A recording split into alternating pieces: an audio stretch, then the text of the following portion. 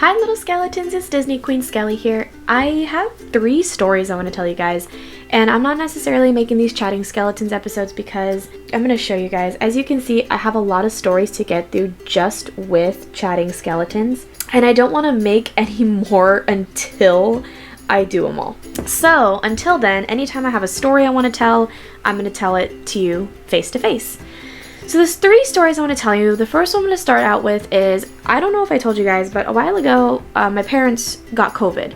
And this was back in January when the COVID Omicron variant was extremely high out there. It was causing a lot of people to get sick, and my parents unfortunately got it, and I was very worried because my mom's a nurse, but my dad is also diabetic. So it was incredibly scary to think that my dad could possibly suffer a lot more than my mom did, and sure as shit he did. It wasn't until just recently that the cough that he got from having Omicron is going away, and it took 3 months for that to happen, so I'm thankful it's just that. But on top of that, about a month ago, I ended up with a very bad cold. And I never tested myself to see if I actually had COVID because I didn't lose my sense of smell. I didn't lose my sense of sight, or not my sense of sight, my sense of taste. I didn't lose any of that. So I figured I just had a really bad head cold. So I treated myself with some allergy medication, some vitamin C. I got to bed early so I could get a lot of rest. And within about a week and a half, I was better. And then afterwards, hubby got sick. And I'm thinking, okay, well, he's got a head cold. I gave him the head cold. We sleep together now, so obviously it's gonna happen. He's gonna get sick when I get sick, or I'm gonna get sick when he gets sick. It just happens. So we were heading out to Disneyland on March 11th, I believe was the day that we chose. And we were gonna take my parents to Disneyland because they haven't been in about 3 to 4 years.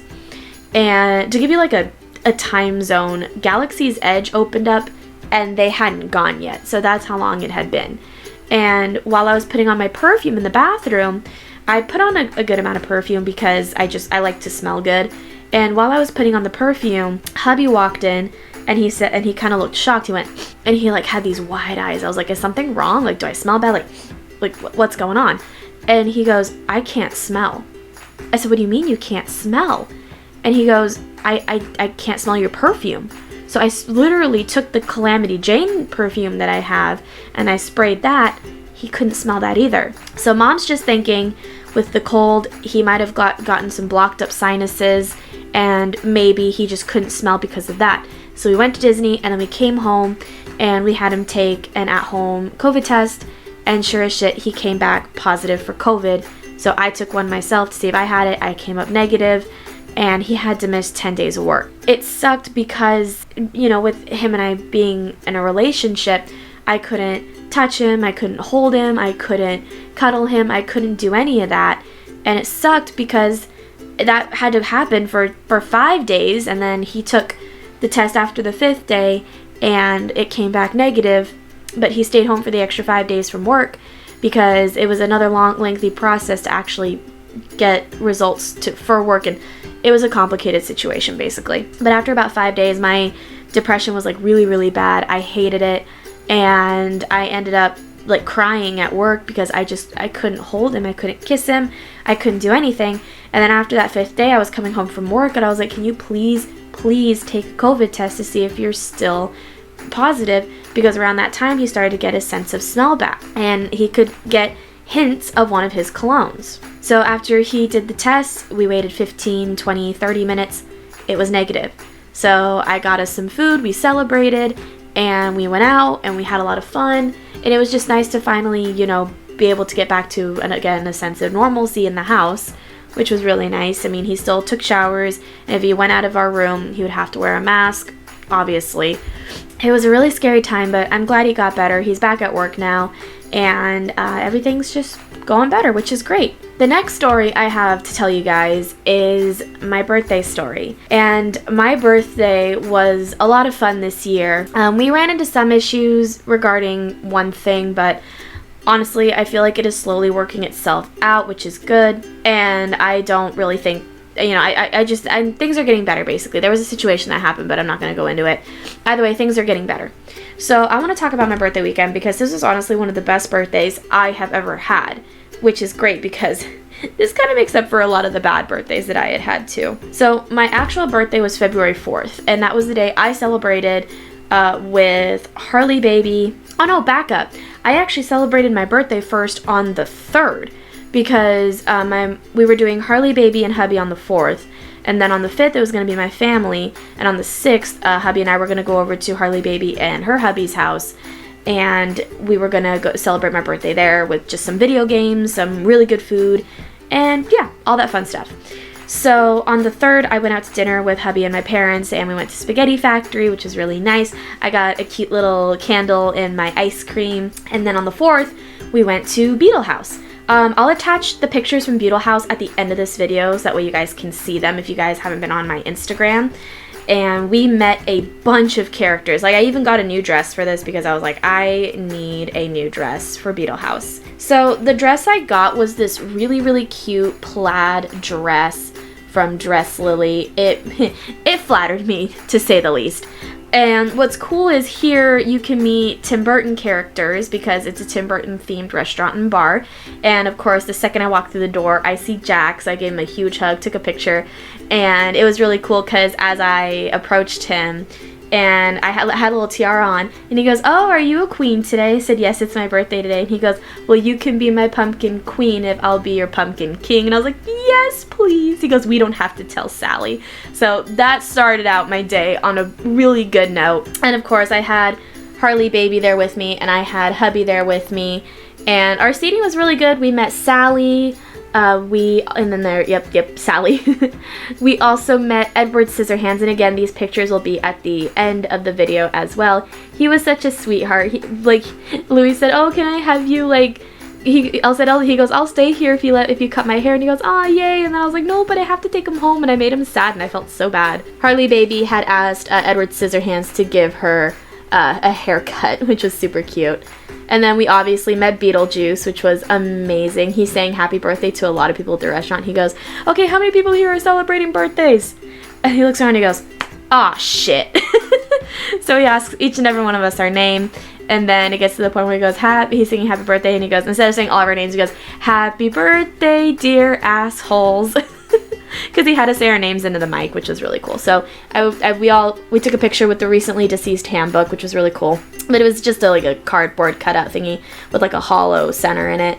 And then, yeah, it was really cool. These pictures were awesome. We also met Catwoman, which is hubby's, basically one of his big crushes, to say the least. And while she was singing her song, she walks up to him and she goes, "Now what's the word, Bruce Wayne?" And she hands him the mic and he goes, He froze. It was so cute. I wish I got a video of that, but I didn't. And then, let's see. Oh, and there's Edward Scissorhands again. These are the pictures that I took with Harley Baby's phone. Now this picture, specifically this picture. Harley Baby was wearing a dress that very much accentuated her breasts. And Beetlejuice said, "You look at that," which he was referencing the book, and he said, "Well, I look at these." And he was staring. If you look right here, he's staring straight at her. It was hilarious. And then that's my selfie I got with Jack, which was awesome. And yeah, that's my actual birthday. That was when I celebrated with my family. I don't think I'll attach those pictures just because, I could attach those pictures because, yeah, I'll attach any birthday pictures at the end of this video that I have on here. My birthday with my family was fantastic. I got a tres leches cake like I do every year. We had really good tacos, and we had pork belly tacos and chicken tacos for dinner, which were delicious. And then on the 6th, we went over to Harley Baby and her hubby's house, and we had a really good time. He was playing video games, and that's where our inside joke 11-inch Pichu came to play, which was really cute. Basically, well, he was playing this new Pokemon game where you have to basically just find Pokemon. I think there's a reason for it, but you have to find Pokemon. You can battle and duel and all that fun stuff. And he found a Pichu, and the Pichu's size was 11 inches, which is tiny. It just in that aspect. So the joke is that we were all laughing because I was like, "Can you guys imagine? I'm on my boat at work. All of a sudden, I stop my boat and I'm just like, 'Hey guys,' and I look into the guests and I'm like, 'Hey guys, you want to see my 11-inch Pichu?' They're all ready to write me up, get me fired. I was like, 'No, my 11-inch Pichu.' I bring up my 11-inch Pichu. I don't know why, we just found that so funny. So the last story I have to talk about is I went to the ER a few months ago for the very first time in my life. I am 24 years old, and this was a few weeks before my birthday. Thank God. I was sick. I had a head cold, and it was a pretty bad head cold. I don't know if I had COVID or not, but I was bedridden for about a week. I was able to get out of work for it, and it was horrible. Around the tail end of the last few days of my head cold, I was feeling a little bit better, but I was getting this really weird, like, sensation in my bladder. Now, recently I've had this sensation a couple of times. I just feel like I need to pee every 5 minutes. And I had been having that since December. Now, mind you, since this incident, it hasn't happened again, and I'm figuring this is why. Last time it had happened, I hopped in the bathtub, I laid down for about an hour and a half, and the sensation went away. This time when I tried to do it, I had hubby and my dad home. I think it was like a Saturday or a Sunday or something. While I was laying down in the tub, my side started hurting pretty bad. And it was to the point where even if I laid on my side, it hurt. If I laid on my back, it hurt. If I laid on the side that wasn't hurting, it would hurt. The pain was about here, and it traveled like all the way across here to where my stomach is. I was in so much pain. I was like, okay, I'm gonna pop a couple of Advil, and then I'm gonna go take a nap. So I took a nap, and I couldn't fall asleep because of how painful it was. I even tried to fall asleep in my old room because I didn't want to be disturbed by hubby. And the pain was just so great. I tried even going to the bathroom, see if I had to poop. Maybe I was like backed up or something. I don't know. But that wasn't the case. I cleaned up in the bathroom, washed my hands. I ended up collapsing on the couch. I said, Dad, you need to take me to the doctor now. I'm in so much pain. He goes, do you need to go to the doctor or the hospital? I was like, whoever's going to see me first. So we drove down to the hospital where my mom got her hysterectomy done. While I was waiting outside, hubby and my dad were trying to calm me down, which was so nice of them.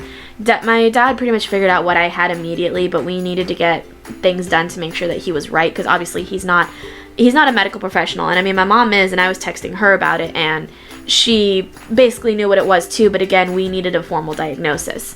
So when I was waiting outside to go inside to the ER, and I had one person ahead of me, which was fine, but my dad was like pushing, like, you know, how long can it be until you see my daughter, blah, blah, blah. She's in a lot of pain. And the woman was like, sir, we will see her when we can. It was, oh my God, it was insane. So they were trying to distract me, and as they were distracting me, I go up to the woman, and she's taking my blood pressure. She's asking me all these questions, and then I go into the hospital room. They put me in a little isolation room because I told them I was congested. I told them that I had not taken a COVID test, and I assumed they were probably going to give me a COVID test, considering I said I was congested and I was sneezing, and I had some of the symptoms of COVID. I just never got tested, and they never tested me in the hospital, which was interesting. And Mom found that interesting too. So as I was in this room, I'm alone. I couldn't have anyone in there with me. I couldn't have my dad with me. I couldn't have hubby with me. So hubby waited outside the hospital the entire time I was there. And my dad went to go get coffee bean, and then he came back and he fell asleep in the car until I came back. Because we didn't know how long this whole process was going to take. So I had my legs like curled up to my chest because of how much pain I was in. And the nurse came in and she goes, okay, sweetheart, tell me what's going on. So I told her everything what was going on. And then she said, all right, I'm going to go get the doctor. I'm going to go get some stuff to inject in you. We're going to get some blood work done. And this is how much I did not care about what happened at that point. I hate getting blood work done. I despise getting blood work done. I've had my blood drawn before, and I hate it. I absolutely hate getting my blood drawn. So when the nurse said, okay, we have to draw your blood, I was like, all right, right here, let's go figure this shit out right now. And they stuck me, I don't have the scar anymore, but obviously there's no scar, but they stuck me about right here. The nurse is really gentle. I hardly felt a thing, which was really good. I love when nurses do that. I told her about my first experience ever about getting my blood drawn, and I told her that the nurse was like fishing around, and I was like, it was painful. And she goes, would you rather me unstick and restick you or fish around? I'm like, restick me! So she put the stent in, or a catheter, whatever you want to call it. It was this little thing that the needle remained injected in me, or in my vein, and it was so they wouldn't have to keep pulling it in and out, in and out, in and out. So they had a stent in me, and then they would they would first draw my blood from there, and then they injected the happy juice, as I called it, because as soon as I got injected, about 5 minutes later, I did not feel any more pain, which was really nice. So that lasted for a while. I updated Harley Baby. Her hubby called me. I talked to him. I updated my hubby, I updated my mom and my dad, I was telling my family, and I was keeping everyone updated at work. So finally, I'm laying there and the doctor's like, okay, so we're gonna do a CT scan, but it could be a couple of things. I said, okay, well, what could it be? He goes, it could either be an ovarian cyst, which is a term I had heard before. That turned out to be sciatica. And I think I've told that story on here. If not, I'll eventually tell it one of these days. And then I ended up also being told that it could be a gallbladder infection, or I could have a gallstone. My gallbladder is up here. It's not down here. So he was immediately ruling that out. And the last thing he thought of was a kidney stone. I was like, well, that's what everyone else is telling me I have, is a kidney stone, so let's see if you're right. I went back to go get my CT scan, and by the time I was done with my CT scan, I was in pain again, and my doctor came back in, and he gave me another round of the medication that may help me feel better, especially because I needed it for the trip home. About literally, I think no more than 10 to like half an hour later, the doctor comes back in, he goes, do you have a kidney stone? I said, yep, kind of figured, my dad has had several. And he goes, well, thankfully this should be the one and only one you ever get, because most people only get one kidney stone in their entire life, and then that's it. I said, okay, so what do we do? He goes, well, it's only 3 millimeters. It's about the size of a grain of sand. And I said, oh, okay, that should be pretty easy to pass. He goes, oh, no, you'll pass it fairly easily. You're not going to feel it coming out of you. I said, great. He goes, the only thing you're going to feel is it moving to your bladder. I said, fantastic. So I got 4 things of medication. I basically got, not Vicodin, but I got a form of a very addictive type of, I think an opioid. Not an opioid. It was an addictive type of medication that you can take for pain if your pain is like immense. I don't think I ever took that. Truth be told, I think I took the generic ibuprofen that they gave me only, and then I had a nausea medication, which fun story there. I'm gonna talk a little bit more about that. And then I also had something to help me pee a lot. So I took what I called my pee-pee pill. I took my pee-pee pills, and then I took the ibuprofen. The problem is with ibuprofen, and while I was sick with the head cold, mind you, I'm pretty sure I had the flu because I was puking a little bit. And with the head cold, I was fine for a while, and I felt bad because I was going to hang out with Harley Baby on one of those days when I was sick, but I had to reschedule. I rescheduled for that Sunday, and I was like, I'm still not feeling good, but because that day, in the morning, I was feeling fine, and then eventually, when I was like, okay, I have to get ready for my date with Harley Baby, I wasn't feeling good. But I was like, no, I'm not going to cancel again. This will be the second time I've canceled. So I ended up getting dressed, I got ready, I went to go eat with her, I paid for the meal, and I didn't even eat anything because I wasn't feeling good. So I came home, I went to bed, and this was before I started sleeping with hubby, because I started sleeping with him not long after my birthday. I went to bed, and then all of a sudden, in like the middle of the night, I woke up and I was hungry, so I went to go eat some food. I ate my leftovers, I heated them up. About 2 hours later, I go back to the bathroom, I puke. And let me tell you, puking up French fries and chicken tenders feels a lot like puking up applesauce, and it sucked. I only puked twice, and that whole time I was sick, between the head cold and the kidney stone, and that was puking after eating mac and cheese, and then puking after having chicken tenders and fries. Needless to say, I'm feeling better now. I obviously passed it. It literally only took like 2 to 3 days, and I passed the kidney stone.